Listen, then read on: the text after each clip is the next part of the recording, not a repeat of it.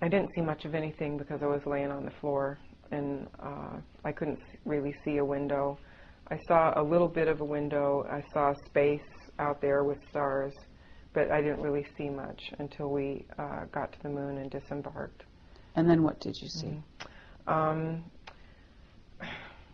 Oddly enough, it's kind of, you know, like a military base, maybe not as sophisticated as bases on Earth, but the same ugly buildings. I thought, why do they put the same ugly buildings on there as they do on the ground? So you saw some buildings? Very utilitarian, yeah.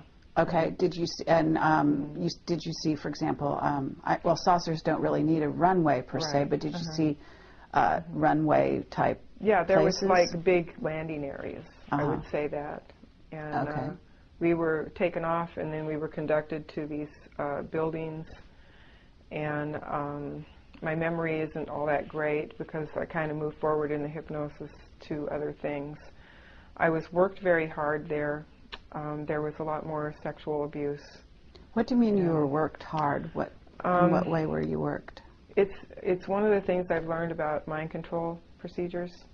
If you keep someone exhausted, you don't feed them well, don't allow them, and they're sleep deprived, it helps with what they're trying to do to keep you from remembering too much.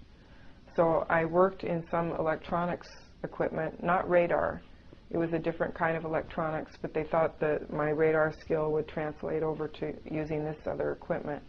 And it seemed like excavation equipment of some kind, but ultra-modern.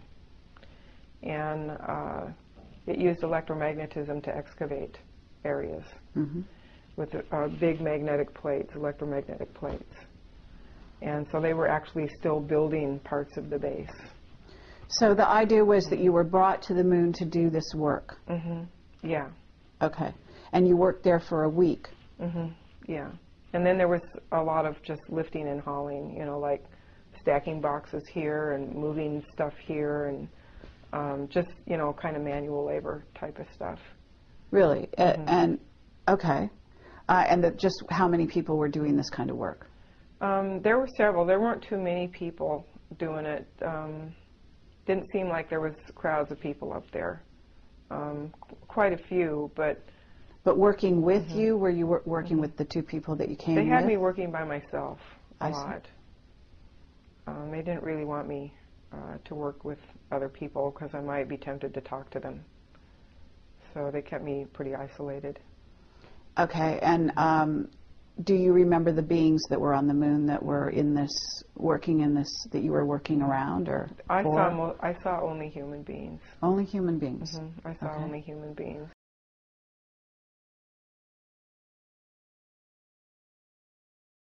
Do you happen to know, were you on the dark side or the light side of the moon? I would guess the dark side, but that's only a guess. Okay. And then at night I wasn't allowed to sleep, and again I was kind of passed around for more sex stuff. You know. Okay, so do you have memories of your reaction, or did you ever misbehave or yell or try to get away or anything like that? I was scared. It was kind of like dream walking in a sense. It was like, well, I know this stuff is going to happen. I don't know what I can do about it. I have a little girl to go back home to that I need to make sure that I'm okay so that I go back home to my daughter. And so I was pretty compliant. You know, I just didn't want to do anything that would get me killed.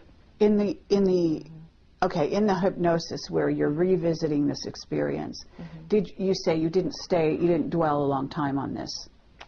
No, we didn't dwell a long time on it. Again, it was obviously really upsetting. And so we touched on the experience, and then Gloria moved me into some other area. Okay, and since then, have you revisited it with any other regression people? I looked at it from a very different perspective with Mary Rodwell last year. And I'm sorry. Sometimes it catches up with me.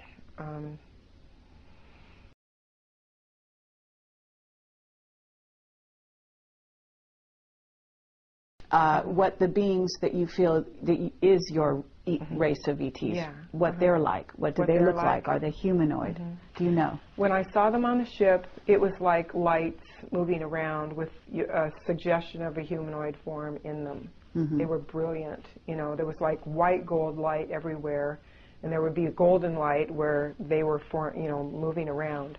And when this commander, I don't know what else to call him, he's more like a father or an older brother, more than a commander, but commander, he was like in charge. He moved towards me, and he was like glided towards me. It wasn't like walking, he was gliding towards me, and I could see his form, and as he got close, I could see a human face in where the face should be. It was just the most incredibly loving being I've ever seen.